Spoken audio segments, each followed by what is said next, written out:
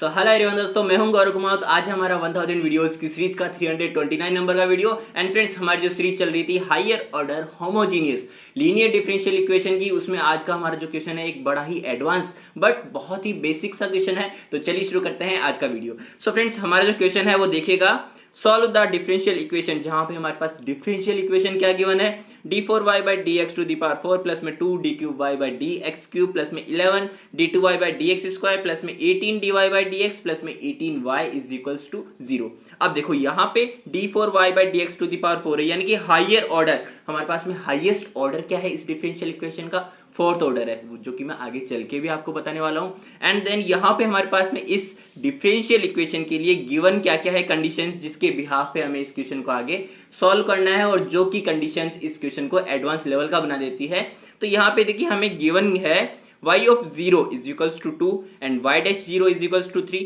y double dash 0 is equals to minus 11 and इसी तरह से y triple dash 0 is equals to minus का 23। Okay,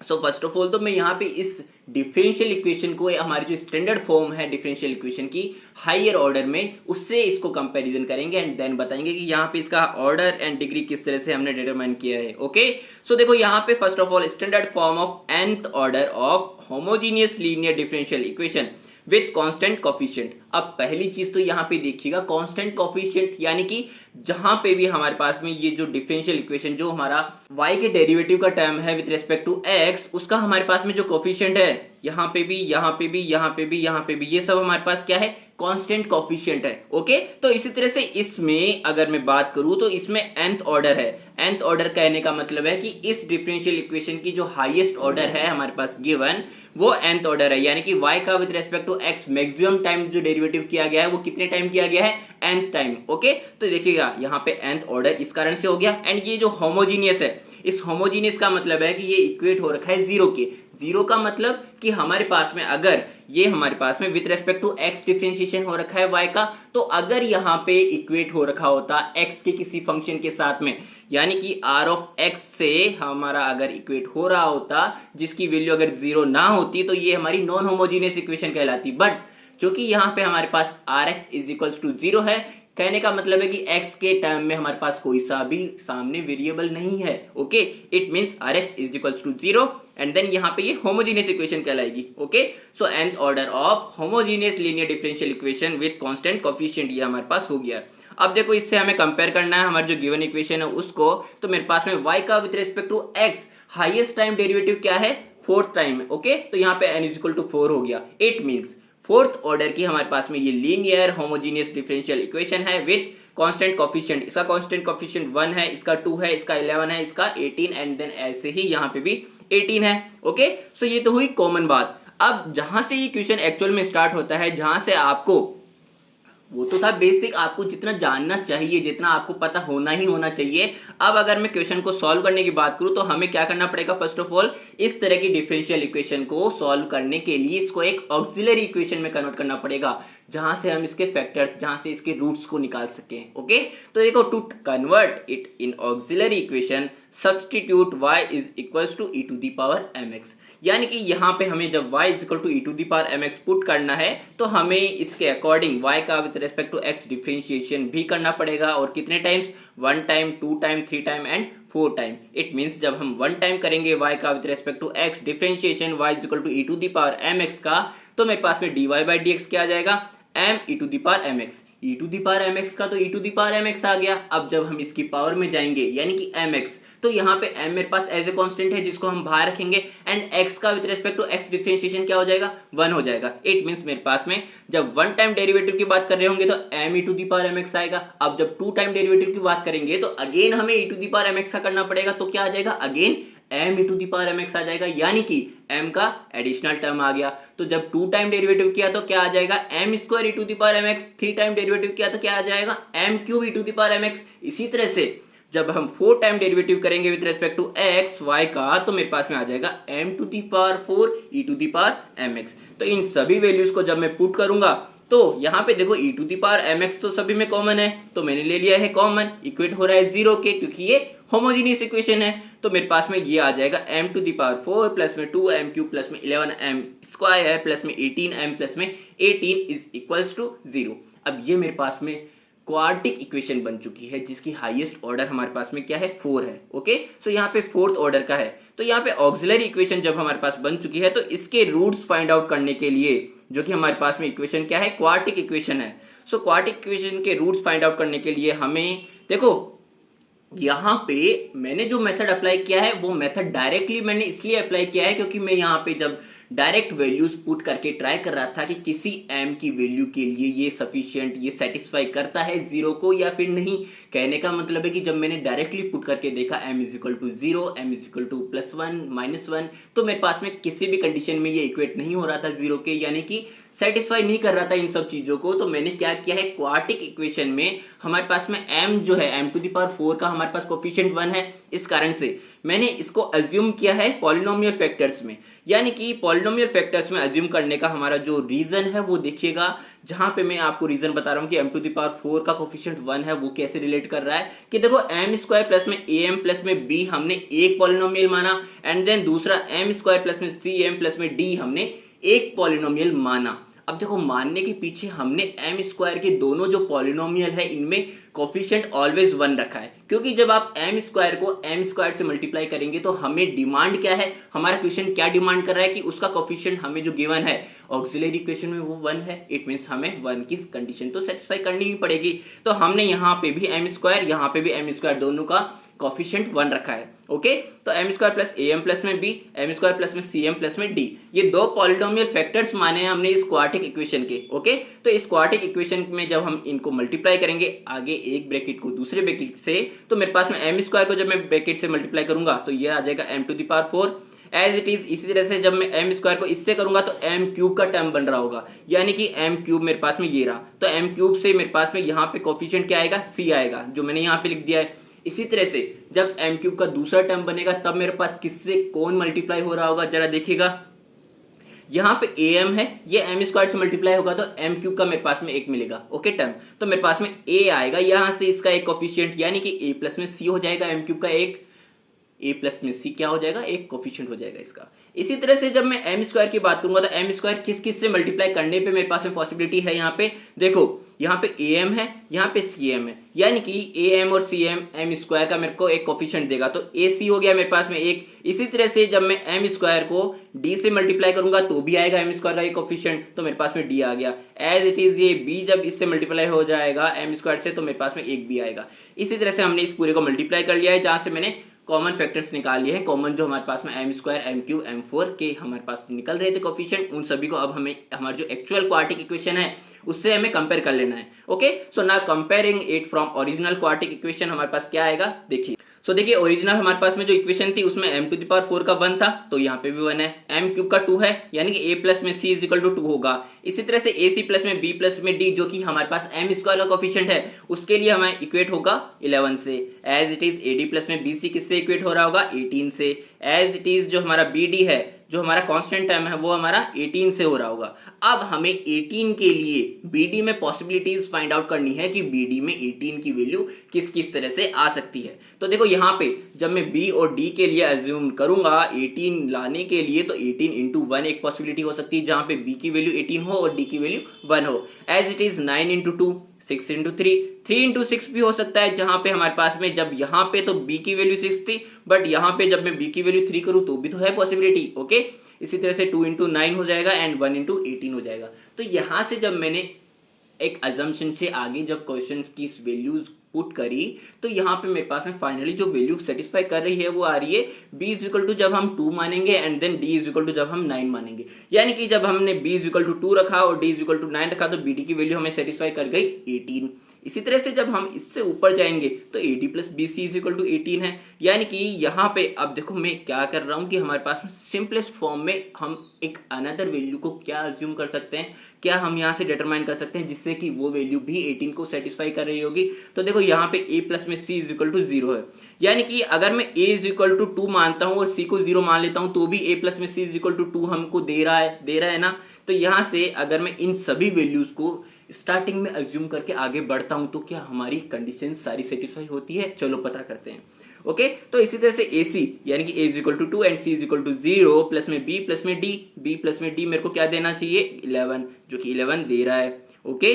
as it is जब मैं A D plus में B C की बात करूंगा तो यहाँ पे ए इज इक्वल टू 2 है, डी इज इक्वल टू हमारे पास में 9 माना था, and then B and C 2 into 0, तो यहाँ पे भी मेरे को क्या मिलना चाहिए था 18, जो कि हमें मिल रहा है। तो यहाँ पे इन सभी की वैल्यूज जब हमें सेटिस्फाई हो गई है तो हमें क्या करना है फाइनली एम स्क्वायर प्लस में ए एम प्लस में बी जो हमने एक पॉलिनोमियल मानी थी, एंड देन दूसरी एम स्क्वायर प्लस में सी एम प्लस में डी जो हमारी दूसरी पॉलिनोमियल थी, इन सभी में ए बी सी और डी की वैल्यूज को हमें यहाँ पे ट्रांसफर कर देना है।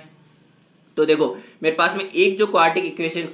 इक्वेशन क्वाड्रेटिक पॉलिनोमियल जो हमारे पास बनेगा वो आएगा एम स्क्वायर प्लस में 2m प्लस में 2, as it is M square plus में सी की 0 थी तो यहाँ पे 0 प्लस में डी इज इक्वल टू 9, तो यहाँ पे एम स्क्वायर प्लस में 9 एक पॉलिनोमियल आएगा जो कि क्या है हमारे पास में क्वाड्रेटिक पॉलिनोमियल है। ओके, तो यहाँ से देखो एम स्क्वायर से मेरे पास में जब हम श्रीधराचार्य फॉर्मूले को अप्लाई करेंगे तो एम इक्वल टू माइनस में B plus minus root B square minus 4ac upon में 2a में हमने वैल्यूज पुट करी तो मेरे पास में फाइनली आफ्टर सॉल्व यहाँ पे मेरे पास आया -1 प्लस माइनस में आयोटा। ओके, तो ये तो आया मेरे पास में एक।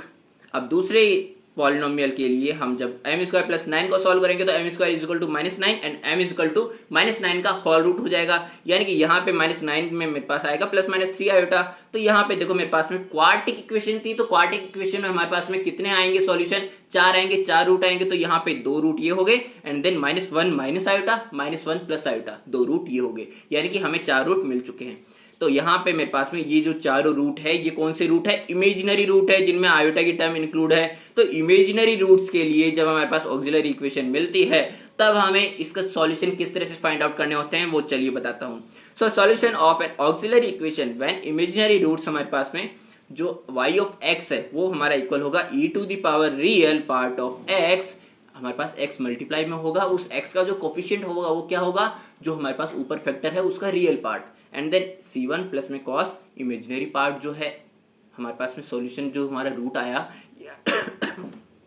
कहने का मतलब है यहाँ पे देखो जब मैं -1 प्लस आयोटा की बात करूंगा तो यहाँ पे इमेजिनरी पार्ट का कोफिशिएंट क्या है, आयोटा का कोफिशिएंट 1, एज इट इज जो हमारा रियल पार्ट है उसमें -1 है, तो यहाँ पे e to the power -1 multiplied by x and then c1 cos imaginary part का कोफिशिएंट क्या है, आयोटा का कोफिशिएंट क्या है, यहाँ पे देखो आयोटा कोफिशिएंट है 1, तो यहाँ पे इमेजिनरी पार्ट में आयोटा कोफिशिएंट 1 है तो c1 cos x प्लस में c2 sin x। इसी तरह से जब मैंने यहाँ पे c1 e to the power -1x and then c1 cos x plus में c2 sin x रखा, ये तो हुआ मेरे पास में -1 प्लस माइनस आयोटा के लिए। ओके, -1 प्लस माइनस आयोटा के लिए ये हमारे पास में एक हो गया सॉल्यूशन। अब इसी सीरीज में जब हम इसके लिए लिखने जाएंगे +-3 आयोटा के लिए तो यहाँ पे तो हमारे पास में जो रियल पार्ट है वो क्या है 0 है, और जो हमारे पास इमेजिनरी पार्ट है उसका कोफिशिएंट क्या है 3 है, तो यहाँ पे 0 multiplied by x c1 c2, तो जब मेरे पास में ऑर्बिटरी कांस्टेंट यहाँ पे आ चुके हैं तो c3 c4 आगे वाले में आएंगे, तो यहाँ पे c3 sin 3x प्लस में c4 cos 3x हो जाएगा। तो देखिएगा यहाँ पे मेरे पास में इसको जब मैं सिंप्लीफाई करूंगा तो मेरे पास y of x is equal to क्या आ जाएगा e to the power -x c1 cos x plus में c2 sin x प्लस में c3 sin 3x प्लस में c4 cos 3x। अब इन सभी में जो मैंने कहा था इनिशियल में आपको कि यहाँ पे हमें एडवांस लेवल का क्वेश्चन सॉल्व करना है, तो एडवांस क्या बनाता है आपके क्वेश्चन को, ये यहाँ तक का हमारा क्वेश्चन तो है सिंपलेस्ट फॉर्म में जो भी आपके पास में डिफरेंशियल इक्वेशन को सॉल्व करने के लिए आएगा, जिसमें केवल कंडीशन चेंज होगी कि आपको कभी ना कभी तो रूट्स इमेजिनरी मिल जाएंगे, कभी रियल कभी डिस्टिंक्ट रूट्स, ठीक है, ये तो हुई नॉर्मल कंडीशन। बट यहाँ पे एडवांस क्या बना रहा है कि इसने गिवन दे दी है y of 0 y dash 0 y double dash 0 y triple dash 0 की वैल्यूज, जहां से हमें ये जो y ऑफ x आया है इसमें y ऑफ 0 की रखेंगे, y डैश 0 के लिए हमें इसका one time with respect to x differentiation करके देन y डैश 0 रखना पड़ेगा एंड देन इक्वेट करना पड़ेगा। कहने का मतलब है कि y dash y double dash y triple dash तक हमें निकाल के उसमें जो वैल्यू गिवन है उसके इक्वेट करके c1 c2 c3 and c4 जो आर्बिट्ररी कांस्टेंट है उन आर्बिट्ररी कांस्टेंट की फाइनाइट वैल्यू जो हमें मिलने वाली है उसको निकालना है एंड देन इसकी वैल्यू बतानी है फाइनली y ऑफ x की वैल्यू क्या आ रही है c1 c2 c3 c4 की वैल्यूज के साथ में। ओके, तो देखिए अब मुझे क्या करना है, y ऑफ x हमारे पास में ये आ चुकी है वैल्यू। अब यहाँ पे गिवन जो कंडीशन थी उसको सेटिस्फाई करने के लिए y of 0 is equal to 2 है, तो यहाँ पे y ऑफ 0 यानी कि x की वैल्यू जब हम 0 रखेंगे y ऑफ x में तब हमारे पास में जो वैल्यू आएगी वो हमारे इक्वेट किसके है 2 के है। तो यहाँ पे y ऑफ 0 जब मैंने रखा तो मेरे पास में y of 0 is equal to यहाँ पे रखने पे देखो e टू द पावर -0 हो जाएगा, यानी कि e टू द पावर 0 तो हमारे पास 1 होता है, तो ये हो जाएगा 1 c1 cos x प्लस में c2 sin x, cos x की वैल्यू हमारे पास 0 आएगी, यहाँ की cos 0 हमारे पास क्या हो जाएगा 1 हो जाएगा। ओके तो यहाँ पे ये साइन 0 हमारे पास में 0 आएगा, एज इट इज साइन 3 0 हमारे पास 0 आएगा, कॉस 3 0 हमारे पास में 1 आएगा। तो यहाँ पे मेरे पास में C4 का मिलेगा एक ऑफिशिएंट, एक मिलेगा C1 का। तो यहाँ पे C1 मल्टीप्लाइड बाई 1 प्लस में C4 मल्टीप्लाइड बाई 1, तो मेरे पास में फाइनली ये इक्वेट होगा 2 के, तो मेरे पास आ रहा होगा C1 प्लस में C4 इज इक्वल टू 2। इसी तरह से हमें y डैश 0 के लिए हमें इसको y ऑफ x को one time with respect to x differentiation करना पड़ेगा। ओके तो देखो y ऑफ x का वन टाइम जब मैं डिफरेंशिएशन कर रहा हूँ तो ये दो फंक्शन है मल्टीप्लाई में, तो मेरे पास में e to the power minus X को करेंगे हम एक बार तो डिफरेंशिएशन, तो यहाँ पे माइनस का e to the power minus x आ जाएगा। एंड देन देखो यहाँ पे आपको u डैश v प्लस में v डैश u वाला फॉर्मूला अप्लाई करना है, तो यहाँ पे मेरे पास में माइनस का e to the power minus X हो जाएगा एंड ये एज इट इज रहने वाला है। एंड देन यहाँ पे e to the power minus X को हम एज इट इज रहने वाले हैं एंड c1 cos x का जब हम करेंगे तो c1 cos x का माइनस का sin x as it is c2 sin x का क्या हो जाएगा cos x हो जाएगा, तो c2 cos x हो गया। अब देखो ये तो हुआ एक का डिफरेंशिएशन, अब इसी तरह से हमें इसको आगे करना है, तो c3 sin 3x का क्या हो जाएगा cos 3x एंड 3x का क्या हो जाएगा 3 आ जाएगा, यानी कि 3c3 cos 3x आ जाएगा। As it is c4 cos 3x का cos 3x का क्या हो जाएगा माइनस का sin 3x, 3x का क्या हो जाएगा 3 हो जाएगा, यानी कि यहाँ पे आ जाएगा माइनस का 3c4 sin 3x आ जाएगा। तो यहाँ पे इन सभी में y डैश x का हमारे पास में क्या है y डैश 0 रखना है, तो यहाँ पे 0 रखेंगे जब x की जगह पे तो हमारे पास वैल्यू आएगी 3 के इक्वल, तो मेरे पास में y dash 0 is equal to 3 है, यानी कि जब मैंने इन सभी के में 0 रखा तो मेरे पास में फाइनली ये इक्वेशन आई। ओके अब देखो y डबल डैश x निकाला है मैंने, अब मैं y double dash x y triple dash x की जो वैल्यूज मैंने निकाली है उन सभी को स्किप करूंगा, ये मानते हुए कि आप लोगों को differentiation with respect to x निकालना आता है। और जहां पे भी कहीं पे अगर आप अटकते हैं, फर्स्ट ऑफ ऑल आपको क्या करना है, आपको खुद से सॉल्व करना है y double dash x, then values put करनी है जो इसमें गिवन है। ओके तो यहाँ पे अगर आपको कहीं पे गलती होती है आपको मेरे वाले से मैच करना है एंड देन आगे बढ़ना है। ओके तो यहाँ पे y डबल डैश x की वैल्यू हमने यहाँ पे रखी है, इसमें भी हमें y डबल डैश 0 जब इक्वेट किया है -11 के, तो मेरे पास में ये इक्वेशन बननी है जहां से फाइनली 2c2 प्लस में 9c4 इज इक्वल टू 11 हमारे पास एक इक्वेशन आई है। इसी तरह से y ट्रिपल डैश x के लिए हमने इसको y डबल डैश x को वन टाइम और डिफरेंशिएट किया तो मेरे पास में y ट्रिपल डैश x निकल के आया, जिसमें भी जब हम y ट्रिपल डैश x में गिवन क्या है y triple dash 0 is equals to क्या है माइनस का 23। तो मैंने जब ये सब रखा तो मेरे पास में फाइनली ये इक्वेशन निकल के आएगी, यानी कि जब हमारे पास में यहाँ पे 4 अननोन है तो हमें 4 ही इक्वेशन चाहिए होगी। ओके इनको सॉल्व करने के लिए c1 c2 c3 c4 की वैल्यूज को निकालने के लिए, तो मेरे पास में यहाँ पे c1 c2 c3 c4 4 unknown variables है, जिसके लिए डिमांड क्या है कि 4 मुझे इक्वेशन चाहिए जिससे c1 c2 c3 c4 की वैल्यूज में निकाल सकूं। ओके तो मेरे पास में 4 ही यहाँ पे इक्वेशंस निकल चुकी है। ओके और वो जो वैल्यूज आई है उनको मैंने समराइज कर दिया है कुछ इस तरह से, जहां पे c1 plus c4 is equal to 2 आया मेरे पास में एक इक्वेशन, दूसरी आई c1 माइनस का प्लस में 2c2 प्लस में 3c3 इज इक्वल टू 3, जहां से यहाँ पे 3 जो हमारे पास आई है वो आई है 2c2 प्लस में 9c4 is equal to 11। As it is जो हमारे y ट्रिपल डैश x से आई है निकल के वो आई है 2c2 प्लस में 2c1 माइनस का 27 c3 is equal to minus का 23। सो यहाँ से देखो अब मुझे क्या करना है कि मैं यहाँ पे c1 c2 c3 c4 की वैल्यूज को एलिमिनेशन मेथड से यहाँ पे सॉल्व करने वाला हूँ। ओके तो देखो किस तरह से करूंगा मैं, यहाँ पे देखो c1 plus c4 is equal to 2 है, तो मैं क्या करूंगा यहाँ पे c4 के इक्वेट करूंगा, 2 माइनस c1 आ गया, यहाँ से जो c4 की वैल्यू निकली है इस c4 की वैल्यू को मैं इसमें रख दूंगा, जहां से ये भी c2 एंड c1 में आ जाएगी फाइनली। ओके तो यहाँ पे देखो यहाँ से जब मैं c4 की वैल्यू को इसमें रखूंगा यानी कि 2c2 प्लस में 9 मल्टीप्लाइड बाई 2 माइनस c1, तो मेरे पास में ये आ गई है इक्वेशन 1, 2c2 माइनस में 9c1 is equal to minus का 7, एक इक्वेशन आई जो कि c1 एंड c2 वेरिएबल में है। ओके इसी तरह से जब मैं 3c3 को इक्वेट करूंगा इसके, तो यहाँ पे c1 एंड c2 में आ गया है 3c3 की वैल्यू, जहां पे हमारे पास फोर्थ इक्वेशन थी वहां पे देखो 2c2 प्लस में 2c1 माइनस का 27 c3 है, तो यहाँ पे मैं क्या करूंगा कि 3c3 की वैल्यू को यहाँ पे पुट करूंगा, जिससे ये वाली इक्वेशन भी c1 एंड c2 में कन्वर्ट हो जाए। तो c1 एंड c2 में मेरे पास में 2 अननोन वेरिएबल्स है और 2 अननोन वेरिएबल्स को फाइंड आउट करने के लिए मेरे को 2 ही इक्वेशन चाहिए, तो मैंने 2 इक्वेशन फॉर्म कर ली है इससे। ठीक है